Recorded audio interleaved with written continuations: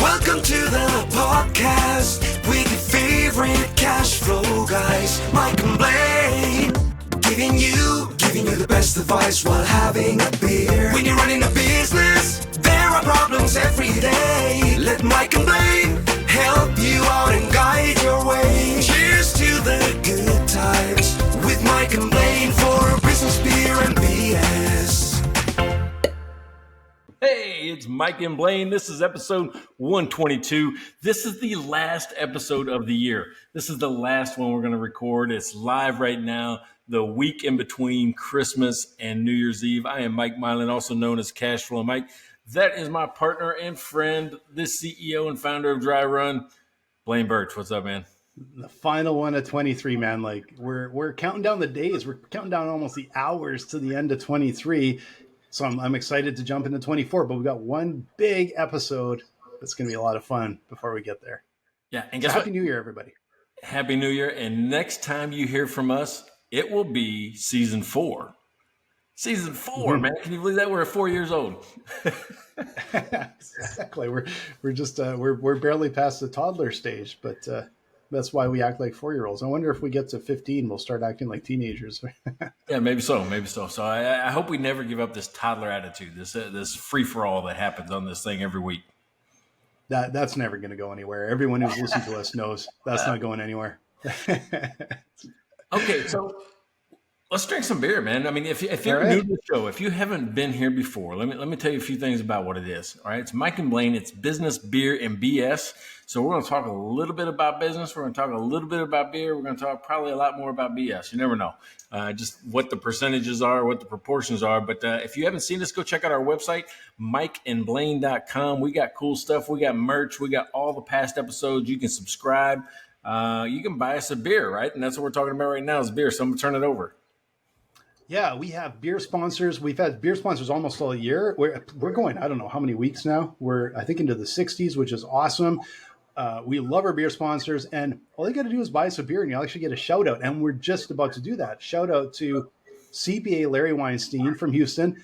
You need a CPA, you need Larry. And I'm just gonna boost neighbor Pat. I know it's your neighbor, but I just love neighbor Pat, so I'm gonna boost it for being our another valuable beer sponsor, and then I'm gonna pass it over to you for Rachel.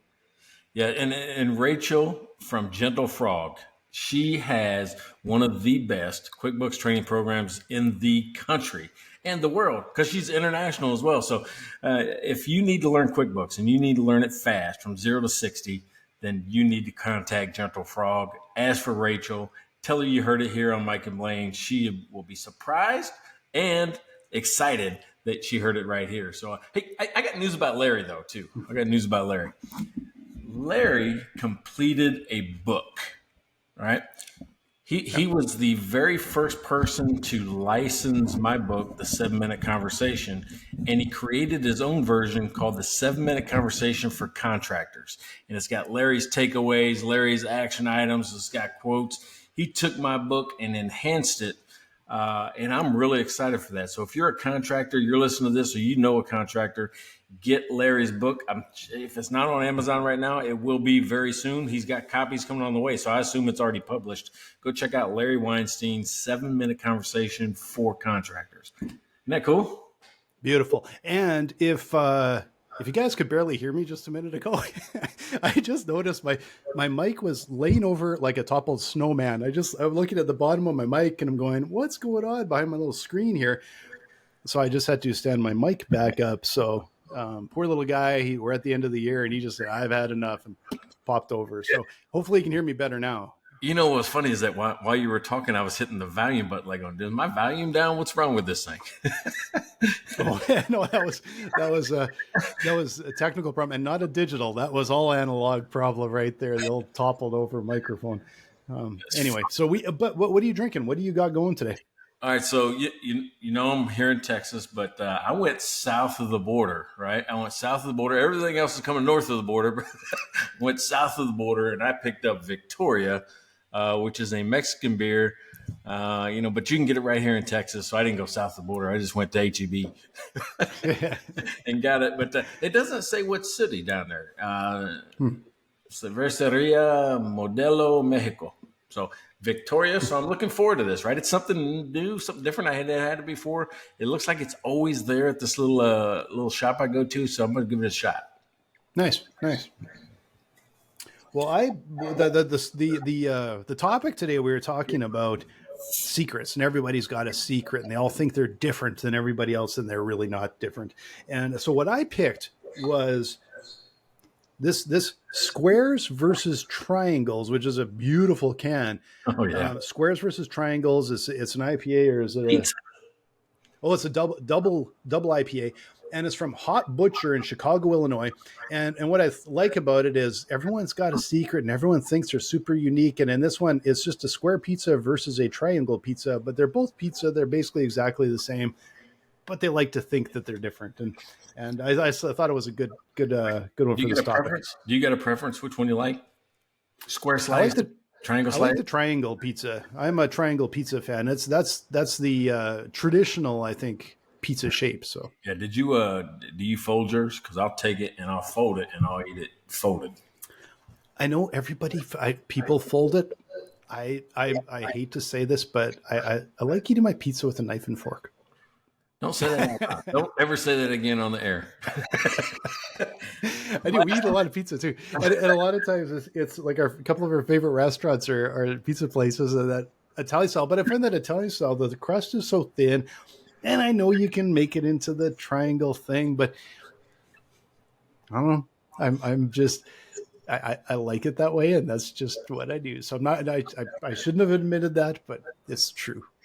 I like to have control over my pizza. I can control what's in every bite. We're 122 episodes in, and I don't think I knew that. Right? I mean, it's like you surprised me. Like, how do I not know everything about you after this much time? Now you just told me that. Well, it's because you don't pay attention. Oh, you said it before. No, we literally sat in Pomo Pizzeria, and I ate a pizza right in front of you. I probably made fun of you. I probably made no, fun. You didn't.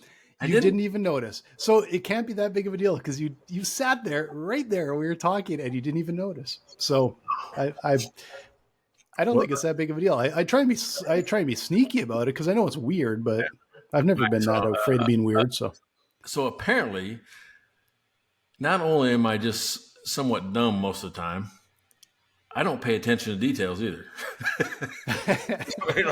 There's something wrong with me. Right. I don't either. So, but I know it's weird. I get it. Like I know it's weird. I'm a real kind of foodie, and I love these places, and I still just like to eat it that way. So I just do.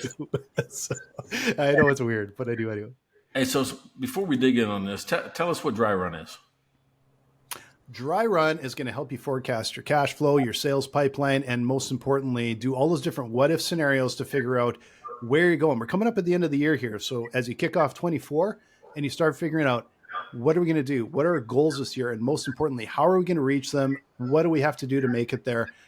Come to dryrun.com. We'll get you all set up. You can start modeling out the future of your business in minutes. There you go. And if you want to know where that hidden cash is lying inside your business, check out Cashflow Mike, my course, The Clear Path to Cash. I've got 8 concepts to maximizing cash in any given business situation. Check it out.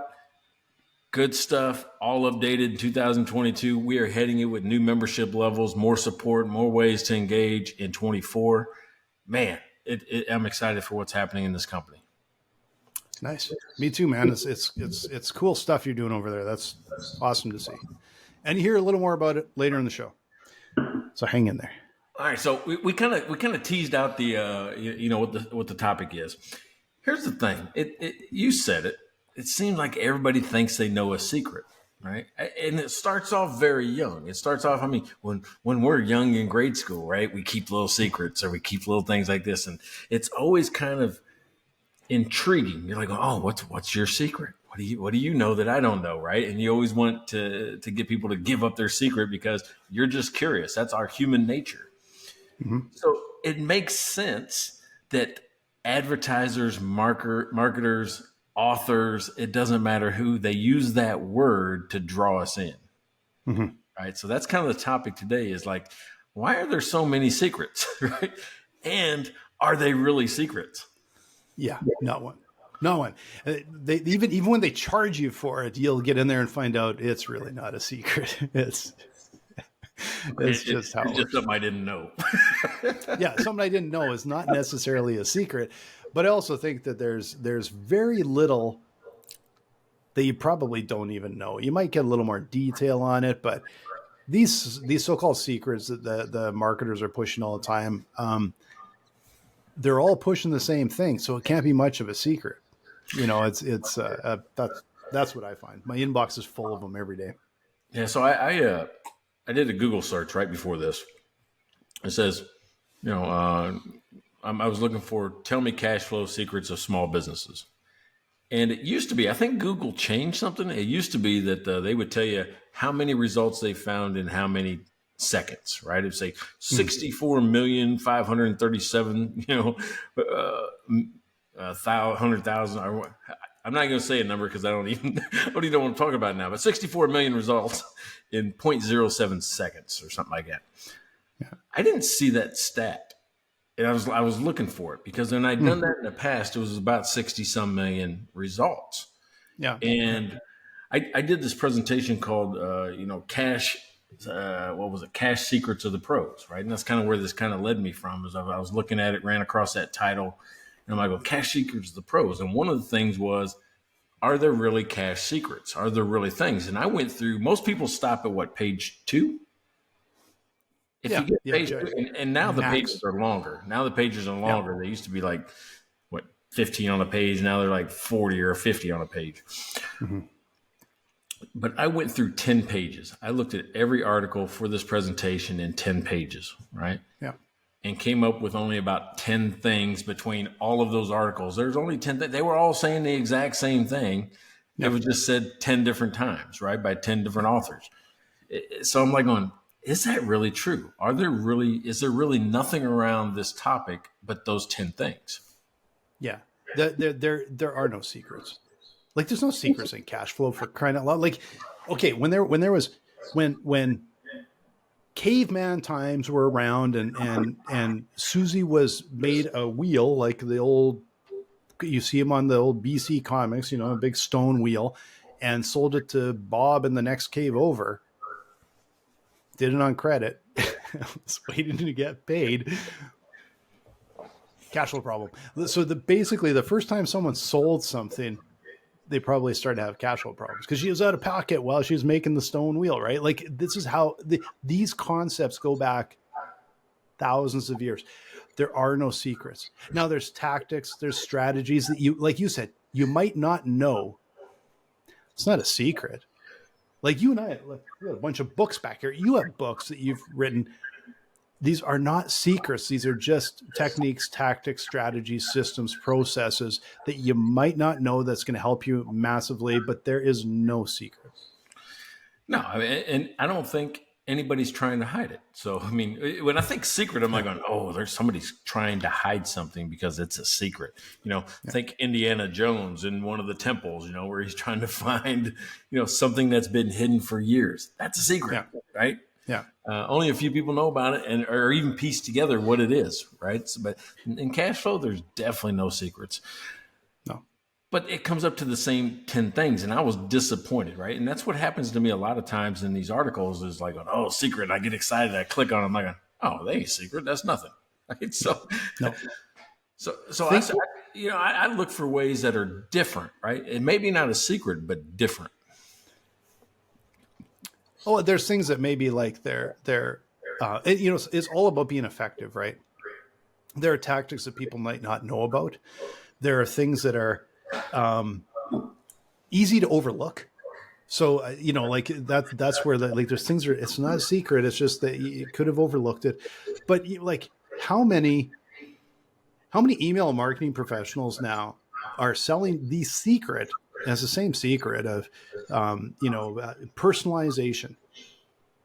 And it's so poorly done because it's not personalization at all. It's they all have the same secret of kind of use AI and it'll personalize it. And you and I both get 1,000 emails a day that say something like, oh, I so admire what you're doing with dry run. They grab the stuff from our LinkedIn profiles and then AI writes some garbage. not only is it not a secret, everybody's doing the same thing. Now, I would say that one of the first things I would suggest in any of this is look at what everybody's doing. And if you want to stand out in the crowd, do something different. It's not really a secret. It's just people are it's like banner blindness that you used to see on websites. People get used to them and they ignore them. What can they not ignore? Right. Yeah. Hey, you mentioned that. Let me show you one that I got today. Right. 7:46 in the morning, it comes in. So I'm like, who's up at 7:46 in the morning? Yeah. But it's from somebody that is the student success coach at Boise State University.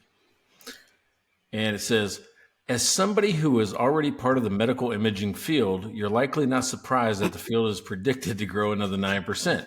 But did you know, blah, blah, blah, and it goes into these things about employers prefer candidates with a bachelor's degree.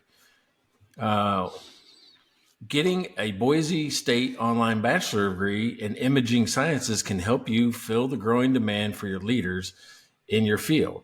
Help you fill the growing demand. So what they're doing is they're trying to present me the ability to get a bachelor's degree in imaging sciences, which I think is X-ray tech, so I can be a leader in that field. Where did that come from, Blaine? That's some bad AI right there. That's what I'm telling me. I have a master's degree, so why are you trying to sell me on a bachelor's, right? And that's on my LinkedIn profile, so I don't know what happened there. B, I have 0 things connected to health, imaging devices, X-ray, any of this stuff. That just tells me that there's something seriously wrong with AI right now. I'll tell you what I think actually happened there. It wasn't AI at all. It was they bought a list and someone sold them a list saying these are people within this age range that might be interested in this, and it's a complete bullshit list. All it is email addresses. And they told them that. They lied to them. But that's the other thing is you can get, people you get on these lists. That's how we all get email. And if you ever turned off, I didn't even think you could, but if you ever had your server turn off all of the spam blocking, I couldn't even tell you how many. You probably get hundreds of thousands of spam a day. What you see, which is too much, is just the stuff that gets through and probably gets filtered by kind of your local spam filters, right? So our email addresses are just, traded and shared everywhere. Yeah, another one I got was because I'm such a leader in the med spa industry. Like, how am I a leader in the med spa industry? I don't even think I've been to a med spa, let alone, I'm a leader in the industry.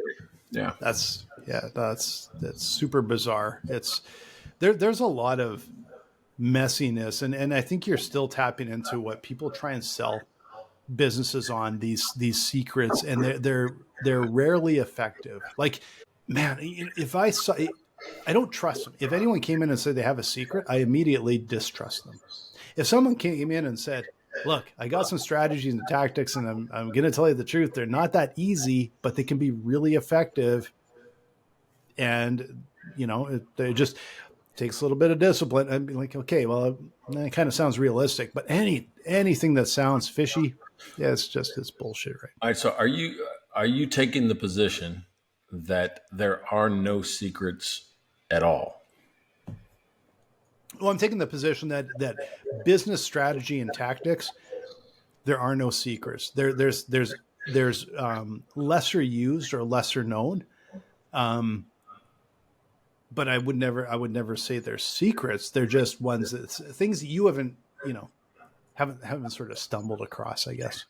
All right. So, and I'm just playing devil's advocate here. Let's talk about trade secrets. Right. Okay. Yeah, that'd be very different. Yeah. Okay. Right. Because the word secret's in there, but a trade secret, which is really a process or a way that you do business or a business model that's so unique that by giving it outside the company, it may hurt your competitive advantage. It may hurt your unique selling proposition. It may hurt you somehow financially. Yeah, I think that's a little bit different. Like a trade secret, or like the way we look, like our code, right? Our code in dry run. It's taken a lot of learning, a lot of talking with customers, a lot of trial and error, a lot of to build something that has this delicate balance that we think really helps customers with something that's difficult, gives them the control they need while trying to automate. It's like a really delicate balance, and that's there's a lot of our our IP all wrapped up in that, but that's not the same as like. I would never kind of have an email that says, "Well, come and I'll tell you the secret for 1995," right? Like it seems a little cheesy, right? It seems a little cheesy, but I say that, and I've used it, right? I'm guilty of it. I've got a presentation about Pathfinder, and it's it's the 3 secrets to building your own advisory program, and I just tell them, and I'll tell you what the 3 secrets are. It's having a blueprint, it's having a method, and having a way to deliver it. Right. That's it. Yeah. The secrets are how I do it. And that leads me to like sales, right? Because to me, the secret's is always what you pay for. If they're going to call it a secret, that's what you have to really pay for, right? Because they're going to tell you the what and the why, but you got to pay for the how. And I look at the how as the secret that they're guarding behind the fence, right? Or behind the door. Yeah. Yeah. But I get exactly what you're saying because it's attractive and it's a good way to market it. And what you're trying to say to people is it's one word that says this is a strategy, tactic, system, process that you probably don't know because it takes a long time to either learn it or figure it out or research it or whatever. And I'm going to share it with you. Right. It's just easier to say it's a secret. It sounds, it's enticing. It's super enticing. But is it over? I guess the question is it overused? Like, is that really effective? Is it drawing people in, or is it actually, probably is. It's probably effective, to be honest. It probably isn't. All right. So, but let's think about that. Maybe it's not as effective as it used to be, right? Because like you said, you're already skeptical when you hear that word. There's probably some other words out there that or either you overlook now, you're blind to them, or they just don't have any meaning. And I think of things like free. I don't put any value in the word free anymore. Yeah, right? No, free is besides being loaded. If you have something you're giving away, you're taking away the value, and I think you're introducing so much friction because you've sort of devalued it. Like we have a free trial, but it's a limited time trial because we have to prove ourselves, right? But we don't have a free all the time version because I think it's a bigger challenge to step up on top of that. I'm just looking at our list of blog posts because I'm really curious if we have like a secret in one of our titles for the last, because we probably do. I just not the last, I don't know, 10 or 15. But I bet you if you look through our website, despite what I said, there's probably an article, the secret to this or that. We probably have the same thing in there, right? Yeah. So, I mean, I remember Finograph, we debated free versions, right? Because, that the model back then, 2012, 13, 14 was, can we get more users, right? Because users is what the investors were paying for. Was if you put more eyeballs on it, we can figure out how to generate income off of it later, right? But draw them in, and then we can figure out how to monetize it. And so freemium was kind of a popular style, which is you got a free light version and then you got the paid version. And the trick there is you have to put all the valuable features behind the paywall, right? Which is, and then lead the user to want to use that next paid feature, right? So I always find that that's really interesting to me when I'm going through somebody's trial or going through their product is there enough enticement or want or need to take that next step? Am I going, I can do without it, right? Just like we talked about Chad, upgrading. I did not do it for a long time, and I did it this week, and I'm going, I can't tell the difference. I could actually. All right, so I can't tell the difference. And for the first, when I upgraded, that was the first time I ever hit the quota. I didn't know there was a quota. There is a quota of so much data or request in an hour. I don't know how they measure it, but there's, I'll say sizes or brain power or however they measure it. Because I was trying to get it to help me kind come up with a weighted average for a singular score based on the 7-minute conversation, right? I gave it the inputs. I told it what was important, what it wasn't, all these type of things. I even drew it up in Excel, and I said, okay, take this data, because in the paid version, you can upload an Excel file and have it analyze it. Well, it's dumb as shit. It was like telling me opposite things. I'm like, that's funny. I would expect just the opposite out of your calculation. And because I wanted the score, and I wanted the score to be between 1 and 100, and I wanted the score to be comparable across companies, right? Which means I can compare one company to the next with that score. A 58 is better than a 38. Yeah. Well, that's too big a job for them. I mean, it could probably fly an airplane, but it can't come up with a damn score for a business. Well, put me on timeout for an hour and a half. Oh yeah, that seems weird. I've never had a quota anything, but we are on the paid version now. What I'm curious about is how much we can train it. That's what we haven't played around with to any level. How much can we, because you feed it and it learns, right? How much can we actually train it? Because it could take a bunch of input from us where it starts to go, gotcha. Now I know what you want. Now I know what parameters or what ball game we're playing here. We haven't had a lot of time to play with that, but we're starting to experiment a little bit with that to figure out what we can do. I have noticed when doing some marketing that is pulling phrases from earlier chats, and I'll call them chats. They're like different, different times you ask it questions.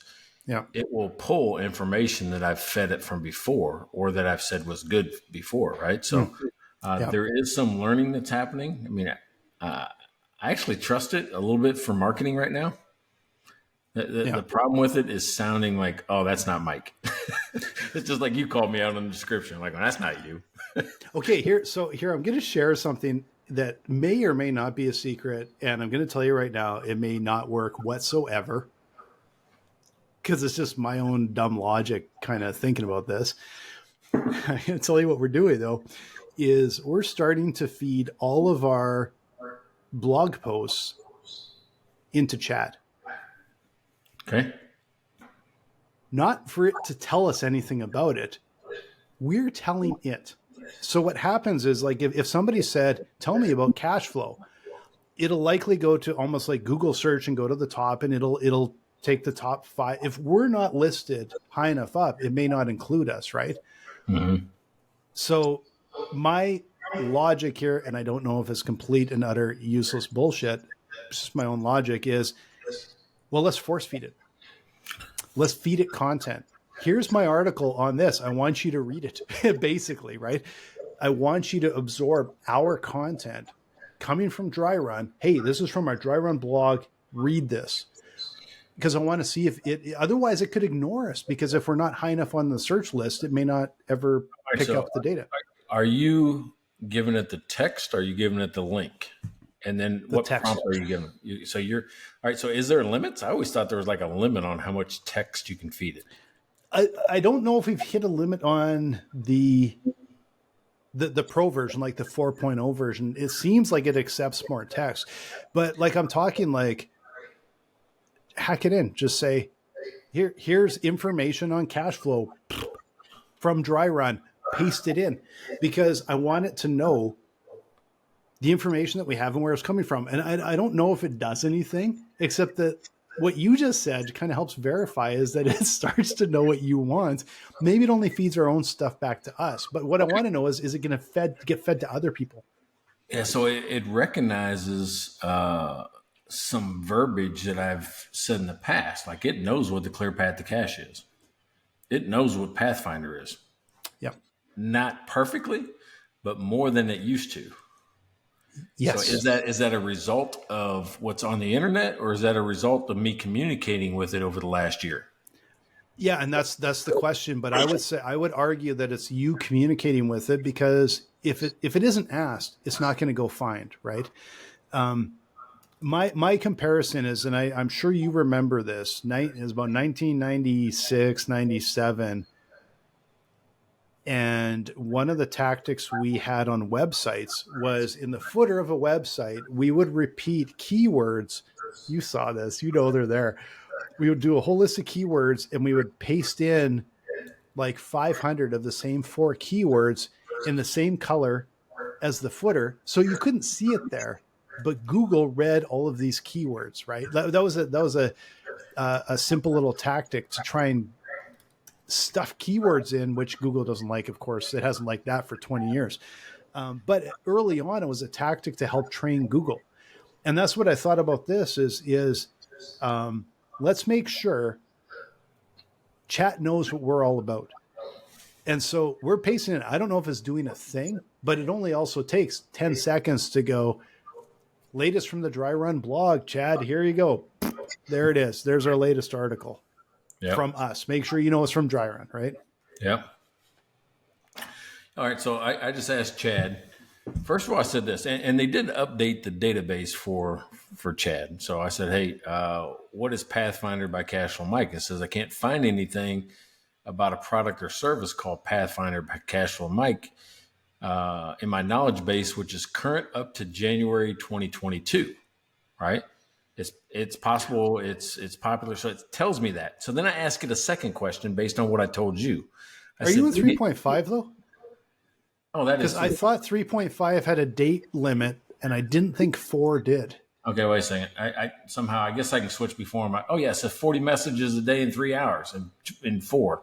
That's the. All right, so I'll go to that one. But in 3.5, I asked it differently, and it says, "Can you determine what Pathfinder is from our previous chats?" It says, "From our previous chats, it appears that it's a term used in context of group and training coaching programs focused on individuals improving financial situations." So. It's learning, right? Let me see if I can do the same thing on 4. What is Pathfinder by Cashflow Mike? I didn't realize I could change it up at the top there. Oh, and maybe that's it. Maybe I had it on the wrong thing trying to do that data analysis stuff and freaked it out. That's what I was wondering, because I've never hit a limit in the paid version. So yeah, not only did it answer better, it went, and now it's on a bulleted list about all the cool things Pathfinder is. Yeah. Yeah, it gave me a 7-point list about financial analysis foundation. It includes the Clear Path to Cash course, group coaching, resource tools, certification, ongoing support. So yeah, that's a whole lot better. 3.4. See, okay, and that's right. You just convinced me on why I should pay the $20 a month. It's worth the $20. And this is where we're looking at, how far can we train it? How far can we push it so that we can actually pull chat right into Dry Run for some specific things? But we need to make sure that it's doing what we expect it to do first. We got to basically train it first. So that's where we're playing around a little bit with that to figure out what we're able to do. But so last week, about a week ago, it was our anniversary. So we went downtown, went to a couple breweries. We Ubered downtown, and then we were going for dinner. And because we were already downtown, we were in the little sweet spot where we could get a Waymo. And we took the Waymo to dinner, and then we took the Waymo back most of the way home before we had to grab an Uber again. And a Waymo is just a self-driving car. And what's interesting is they have, I think, around 7 million miles on these cars. But what's fascinating is this car, every single mile driven by these cars, it learns. And it learns and it spreads it out to the, it's like Borg, right? It spreads it out to the rest of the fleet. Like it's learning all the time, right? And I thought it would be a little nervous getting in. Now, this was post a few beers, so no, I wasn't nervous by the time we got in the car. But it was unbelievable. I was in the car for about 3 seconds going, man, I hope they expand the range to go all the way up to our house so we don't have to get into an Uber again, because it was such a good experience. It was unbelievable. And they're getting smarter every mile they drive. Yeah, I can't wait to be able to do that. But that is interesting. You said it spreads it out to the to the swarm. And you haven't thought about it that way, but it's the same thing that has happened in networking and computers forever, the ability to share that information. It's just now it's taking on its own life, like on this is good, this is bad, this is good, this is bad. All right. So I had Chad, upgraded Chad. What are we going to call Chad? Chadwick? Chadwick. I like Chadwick. Yeah. Right, It's the upper version. Yeah. So if it's Chad and Chadwick. All right. So I asked Chadwick. Maybe it should be Chelsea, actually. That's the smart one. Let's go to Chelsea. All right. So Chad and Chelsea.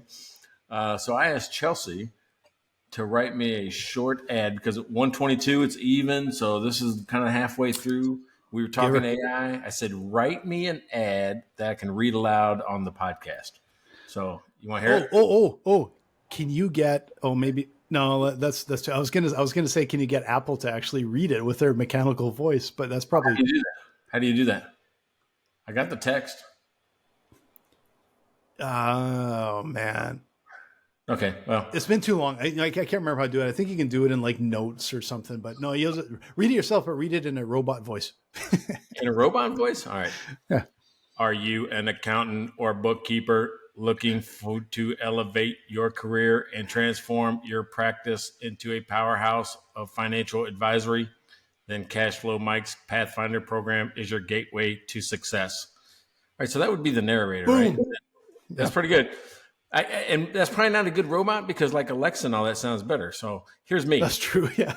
Right. So, hi, I'm Mike. Well, that's how you can tell I'm old too, right? Because I'm using like the 1970s robot voice. But hi, I'm Mike. And with over 20 years of experience in the financial world, I've crafted the Pathfinder program to help professionals like you master high value advisory services in just 90 days. Oh, this is what it says. Blaine should say this shit. It says narrator than Mike and Blaine. Blaine should say this. And just put it in chat and I'll do it. But I won't use a robot voice because you just said 1970s is probably not the best way to. Oh, that's so funny. I didn't look at when I'm looking at the script. I'm going, because I said Mike and Blaine's podcast, it gave you a part. Where's Chat? Okay, that's pretty awesome. All right, so here it is. Okay. Here we go. This is our first duel. We've never done this before where we've done the two of us. Okay. No, go ahead. It's a trio. Because you got Chelsea, then me. Chelsea was the robot voice. Yeah. Then me, then you. All right. Okay, so you do your part again, and I'll end it. So all right. So I'm right there on Mike. Hi, I'm Mike. With over 20 years of experience in the financial world, I've crafted the Pathfinder program to help professionals like you master high-value advisory services. In just 90 days, you'll gain a solid financial analysis foundation, participate in our dynamic group coaching sessions, and get access to over 30 invaluable resources to build your advisory services, and one big secret. And with the Clear Path to Cash course, comprehensive training, and our exclusive Facebook community support, you're not just learning, you're transforming. Beauty. Yeah. Beautiful. Become an elite advisor and see your clients and your income grow. The path to success is clear with Pathfinder. Enroll now and join the ranks of professionals at cashflowmike.com to learn more. Your journey to becoming a valued advisor starts today. That's not a bad little commercial. It's not bad at all. I added in the secret for today's topic, the secret. You added the secret, but think about that. All I did was just say, write me an episode about Pathfinder. I didn't tell anything about it, and it came up with that, which is, if not exactly dead on, it's pretty damn close to what I would probably write myself. All right. Well, you know what? Next first week of January is the odd week, and it'll be dry run. And I'm going to do the same thing. I'm going to ask it to write something for us, and let's see how it does. I can believe it separated into three. Oh, there's other things in there like background music for this, and it gives me all this what should be happening while we're talking. But skip that part. So it's pretty good stuff. So, yeah. What's another word that gets you right when you're scrolling? Like, what stops your scroll? What's a word that stops your scroll? Oh boy. That's a tough one. I actually think I've, like I was saying before, the banner blindness where you start to block out ads. I think my mind has started to block out clickbait. Anything that sounds clickbaity, I think in the back of my head is like bullshit off, bullshit go, bullshit go. So it has to be kind of like pretty straight shooter. Like, this is what it is. Take it or leave it. All right. I might click on that because I think I've developed a real, I don't know, bullshit, like a bullshit meter. I just can't tolerate it anymore. Well, when you talk about bullshit, I mean, to me, when I hear limited time, only 4 people left, or those type of things, I already think you're lying to me. Yeah. You know, you can give that discount today, but if I want to think about it for the weekend, you can't give it to me on Monday. Yeah, bullshit. I was like, that's bullshit. I'm like, going, what's so special about today that you can't do the same thing on Monday? But that's going all the way back to the start. That's what I think. You want to talk about the secret? That's what I think the secret is it's a mob mentality that just like the whole crowd moves over to this side and they're doing these like AI god awful emails and personalized and everything else. And what is the opposite? How do you stand out in the crowd? And I think that's the key, is to see what is everybody just so sick of. Try the opposite, because you'll stand out. And maybe it's just like absolute plain talk, right? I'm convinced that's why I had more sales success in training this year than any other year before. Because I stopped trying to say, hey, listen, though, if you act today, if we can get you going today, I'll give you $500 off, or whatever. I mean, that's the old way of selling. Yeah. What I started doing was just showing them what I could do and say, hey, when you're ready, just click the link. Here's the link. Yeah. More people are clicking the link. I get a better conversion rate by never asking them to close, and not pressuring them in to make that decision. I'm just saying, hey, when you're ready, I mean, you'll do it. And most people will do it within 1 to 3 days after the sales presentation. Yeah. That's we've like I found repeatedly that discounts never do anything for dry run. We'll run a little campaign every once in a while, because just to gain people's attention and go, oh, okay, now I've heard of them. But the actual sale, our customers, they don't really care. If they see the value, they're like, yeah, whatever, I'll pay for it. They're good. They're totally good. I tested 3 different price points from January to December. We are price insensitive. It doesn't matter. Doesn't matter what it is, right? So I move into a new price in January 24 and see if that moves the needle. If not, it just increases revenue. I mean, right? Exactly. That's what it does. It increases revenue. So, but right now, demand is not slowing down anytime I've changed price. And for the first time ever, I have clients coming to me, Larry Weinstein, telling me that I'm too cheap, that I should be raising my price, that I should be demanding more money for what we're doing, because the value is there. Not only value is there, because people will judge you based on, and we've had this conversation so many times, because we want dry run to be accessible, but it's also the question of do they see the value, or do they discount it because they say, oh, it couldn't be that good if it was too cheap. So we're always trying to go like, well, we want it accessible, but it's also like we provide a lot of value. It's such a tricky one. I know, like pricing strategy, there's a point where it's too low and people actually won't buy. That your conversion rate increases as your price goes up, and then it starts to flatline, and then it goes down when it becomes too expensive. And there's a sweet spot. There's a sweet spot where you actually get the most revenue. And that's what it's about, really. It's the most revenue, not necessarily the most users, right? Here's the thing. You are describing the theory of price elasticity of demand. Right, you keep increasing price until demand comes down, and then you hold it, right? Because that's saying when that's what the perfect price is for your product. And you probably heard me talk about it before. The best company in the world at this, it's called active pricing, is Star.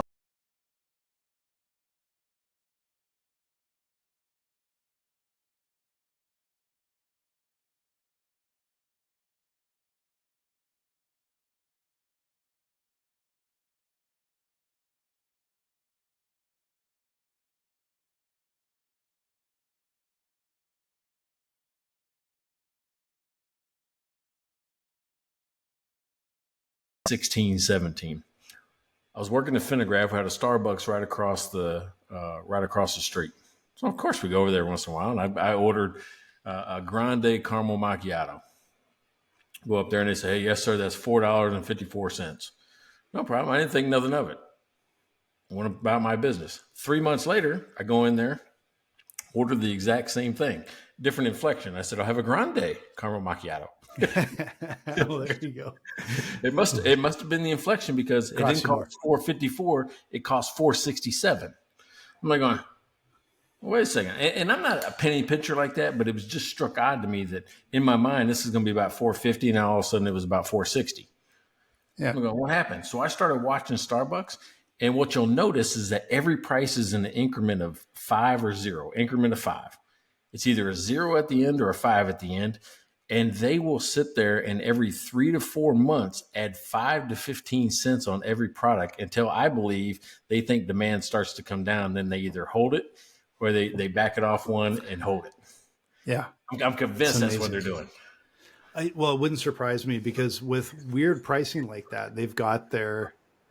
They just know they're and they've got so much data. That's the thing that's so it was so attractive. You have that much data, boy, you can do a lot with it. In every location, right? Because they might be able to get away with $4.75 up there in Scottsdale, but you go to, I don't know, Tempe down by the college, and maybe they can only get $4.35. That's interesting. I wonder if it's dynamic per location. That'd be really interesting to know. Any damn Starbucks you get into, none of them have consistent pricing across the country or even in the same city or even the same damn block. I've been in 2 Starbucks across the street from each other. Lewis Black calls it the end of the world. Right? He says, I knew I was in the end of the world. I was in Houston, Texas, and I walked out of a Starbucks, and the last thing I'd ever thought I'd see in the world was another Starbucks. But there it was. Like, who's coming out of a Starbucks with a coffee cup in their hand and saying, you know what would be nice? Another Starbucks. We actually, I still remember the day that we were in New Brunswick and we could see 3 Tim Hortons from the exact same spot. Wow, yeah. Literally 3, because there was one at the gas station, there's a freestanding one, and there's one in the mall across the street, and you can see the Tim Hortons sign. I'm like, they got 3 Tim Hortons signs within like probably 500 feet. It was unbelievable to me. I was like amazed by that. I can only think that they did that because lines kept getting too long. They'd be like out the door. They'd be blocking the aisleway in the mall or something like that. And they said, well, let's just open another one. There's a spot that popped open. See what happens. Yeah, exactly. And it's different context. You pop into the gas station, you grab your drink. And I'll be honest, I'm a bad Canadian. I'm not my favorite, but okay. So here's funny that I suspect had a lot to do with price. We were at an independent coffee shop the other day. Now it changed names a couple times, so I can't even remember the name of it anymore. But terrific little coffee shop in Scottsdale. And we walked in and grabbed our coffee and we came out, we had our bikes out front. So we were sitting at a little table out front. And what appeared to be the grandma and 2 grandchildren, sister and brother, walked into the coffee shop. And it was so funny because the granddaughter went and she opened the door and she was so proud and she held it for the grandma and the brother and they walked in. And about a minute later, the door swings open and they're marching out and she's trailing behind and she's like, I picked it because I thought it was a nice place and I don't want to go to Dunkin' Donuts. And it's like, off to like Dunkin' Donuts hell. But I shouldn't say that, not hell. But like it was so funny because we're like, this is a great place. It was such a neat place. Their food and their coffee is so good. But I have a feeling there was sticker shock. Yeah. And Grandma's not having a $6 cup of coffee and a $7 croissant. Yeah, exactly. And actually their prices, I don't think were like, they were probably less than Starbucks. Like, I don't know, the coffee, I don't remember, but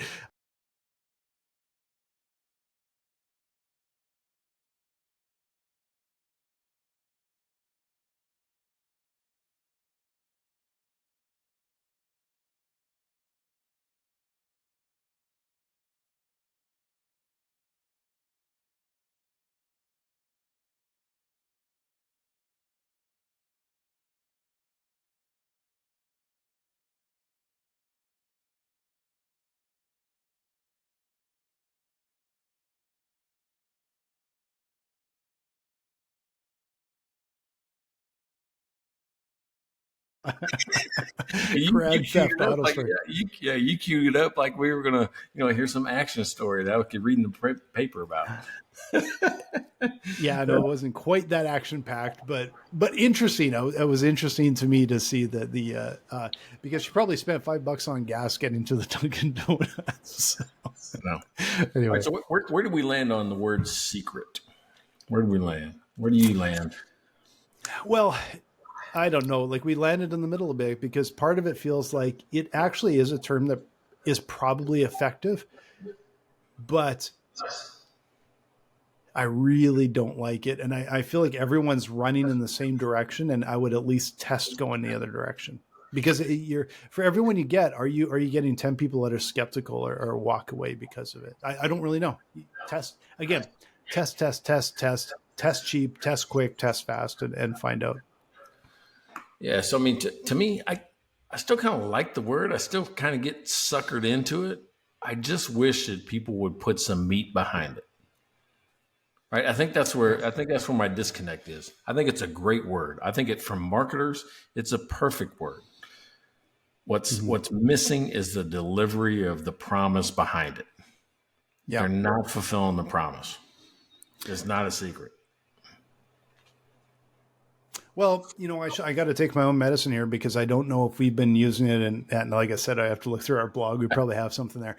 But maybe we should be doing the opposite and actually testing it. Like, is it my personal bias at times missing something that would actually get people reading and understanding some of the concepts that we're trying to share, right? Well, especially if you have meat. That's what I'm saying. I don't mind if you tell me you got a secret and I read it and I said, holy shit, that's good. That's actually a good idea. That's actually something I hadn't thought about. Or that's a different way of looking at it. Or a different way. It could be the same thing I already know. Sometimes I hear somebody's words and I'm like going, oh, it makes more sense when I think about it that way. I mean, just like, the thing I've stole from you, and I always give you credit, is the bus analogy. That damn thing, I don't know where you got it, if you came up with it or whatever. I don't care. I'm giving you credit. I did come up with it. It might not be original, but I did come up with it. Yeah. Yeah, it is the one thing that gets everybody can agree on. And I've added to it and I elaborate to it. I mean, the way and I won't leave people hanging on the call here or on the thing, but it's here's how I start it now. My version. I'm like, hey, when you get to the edge of the road, what do? Well, look both ways. Well, why do you look both ways? Well, so I can see what's coming. Yeah, exactly. Right. Because if nothing's there, then you have a lot of options. You can walk across the street. You can crawl across the street. You can TikTok in the middle of the street. It doesn't matter. You got a lot of options. But if there's something there, we'll say a bus coming down the street, the closer that bus gets to where you're located, the fewer options you have. That's why we look that way. So we can see the bus coming. That's the same thing with forecasting. That's the same thing with a problem that's existing right now. The more we know about it, the faster we can see it happening, the more things we can do about it. Yeah, and the only thing I would it's very similar, of course, but the only thing I would add, like, because this is an example I wrote in my book, Chronic Cash Flow. Find it on Amazon. It's about the pandemic. Yeah, it used to be called Pandemic Cash Flow, but I changed it because the pandemic wrecked my title, and so I'm still trying to get used to the new title. But the thing that the reason I had dropped it in the book and I kind of came up with that concept to me was exactly what you said. You get to the corner, what do? You look both ways. Businesses don't look both ways. Mm-hmm. Too often they don't. They step off the curb. And so my example is, if you step off the curb and then you look, right? If you step off the curb and there's a bus right there, you're getting run over. And that's really what happens when they do a cash flow shortfall. A lot of times they don't even know it's coming. But if you look down the street and it's 3 blocks down the street, you have every option in the world. So basically what you said is look both ways. But if you look frequently enough, you're picking that time when the bus is way down the block and you have all sorts of options. Time buys you options. So exactly the same story. But I feel like business owners too often step off the curb before they look. Yeah, super good. So can I tell you right? I know we're getting close to time. Can I tell you something that I think it's pissing me off? The more I think about it, I think it's just pissed me off, right? It didn't bother me. I'm a Kansas City Chiefs fan. I lived through heartache I've seen them lose. I've seen them, not couldn't win. I've seen terrible head coaches. I've seen great players. I've seen it. Matter of fact, up until a few years ago, my whole lifetime, they hadn't won a Super Bowl. Mm-hmm. Well, the last 5 years, we've been pretty successful, right? 7 years. We've been pretty successful. Super Bowl several times, a couple times we won it. And now this year, the only thing people want to talk to me about is that damn Taylor Swift and Travis Kelce relationship. I'm starting to think she's not good for the team. Honestly, I'm a fan of her music. I really am. I'm not a Swiftie, but I like some of her songs. I mean, that song she's got about a man, If I Were a Man, that is the cleverest and smartest song I think anybody's ever produced.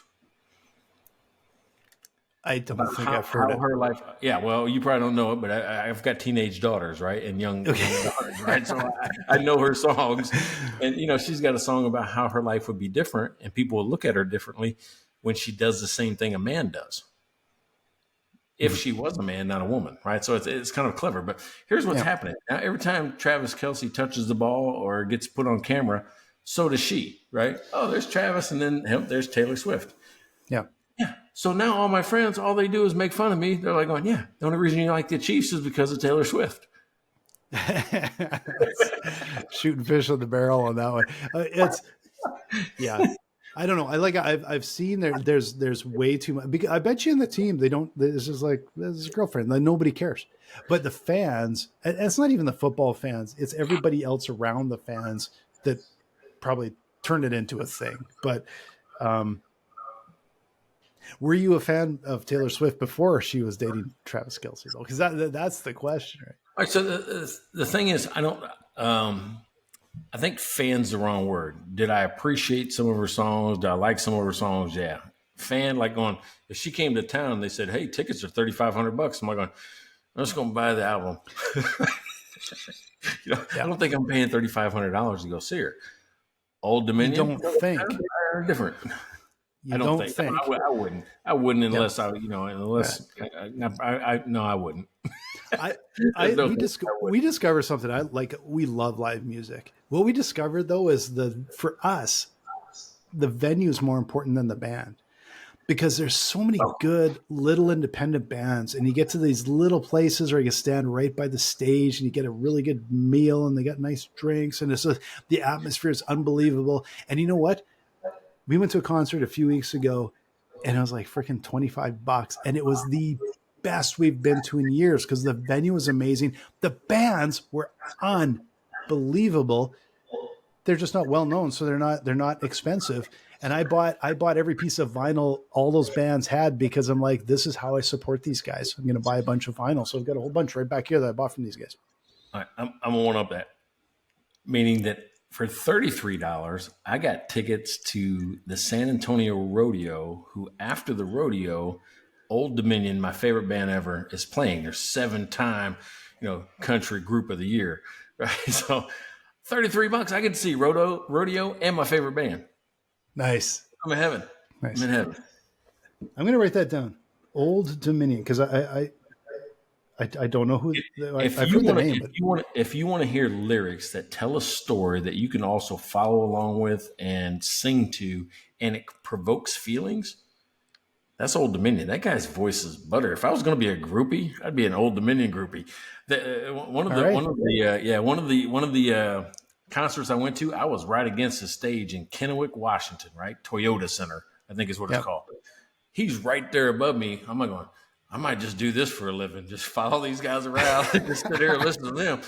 And I'm like going, I wonder how many shows it would take them to figure out that I was there. They're like going, hey, you see that big redneck when he in Washington? I wonder how many shows it would take them to notice me. But it's so different when you see a band that close. Like we were at the front when we saw that we were concert. It was, first of all, you probably don't remember them, but Big Wreck, Canadian band, bunch of hits, probably a couple hits in the States too. So you'd recognize the songs. They played a band we'd never heard of before. Texas King was one of the warm-up bands, which was awesome. And then Daniel Greaves from the Watchmen, which again, they had a huge hit down here, but they were really big in Canada. Just there doing a piano set beforehand. The show was unbelievable. The restaurant had amazing food, like Mexican food. We sat outside having some drinks and everything beforehand. The venue was so unbelievable. I think we might go tomorrow night, see a different band, because the venue was so good. And so I'm not sure you could convince me to go to like the big, I've been to so many of the big stadium shows. They're just, that's not the greatest atmosphere, right? It's just not the same, right? You want to speak about having a great atmosphere? Go check out mikeandblaine.com. Check out our merch. Check out our, how'd you like that? That was a pretty good segue. And buy us a beer. And buy us a beer. This is episode 122. What's your final word for the year? What do you want to say? Oh man, Happy New Year, everybody. And I know that you're probably relaxed right now, but I also know the first week of January, things become real again. And when they become real, come talk with us. Come talk with us at Dry Run. Come talk with Cashflow Mike. And we're going to help you make 24 a banner year. We are going to help you find hidden cash. And I don't care if you sell services, goods, or fiddle hoppers. Nice. I was wanting to work that in. Nice. Or fiddle hoppers, just give her in 2024. And we're going to have a Fiddle Hopper t-shirt in 24. I've got to remember to do that. All right. Thanks so much. Happy New Year, everybody. We'll see you next year. Check out their website at mikeandblaine.com. Then subscribe to the podcast and buy these guys a beer.